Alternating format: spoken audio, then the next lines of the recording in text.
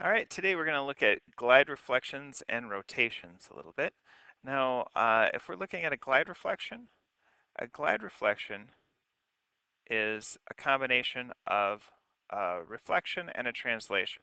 And a better way to say it may be a composition of a reflection and a translation, because we're doing two things to one pre-image. For instance, if I take this foot, and if I reflect it over that line, it would look like that. Now this first image here is not a glide reflection, it's just a regular reflection.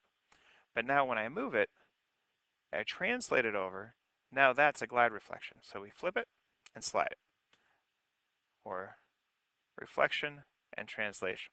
So here if we reflect it, that's not a glide reflection, but now when we slide it, it is.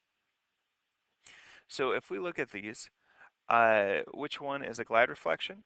If C is just a normal reflection, A is a translation, but occurs when I reflect it and then slide it over to B.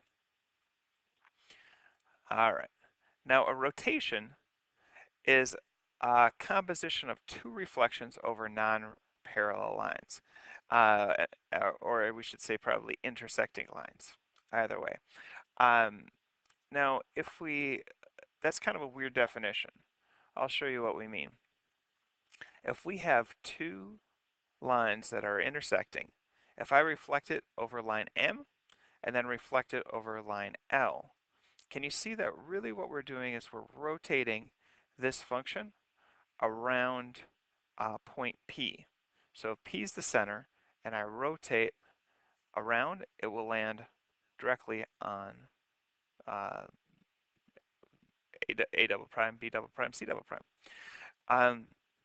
Now look at the orientation. Again, this is counterclockwise, and when I reflect it, it flips to clockwise. And then when I reflect it again, it goes to counterclockwise. So the blue triangle is the same orientation as the green triangle.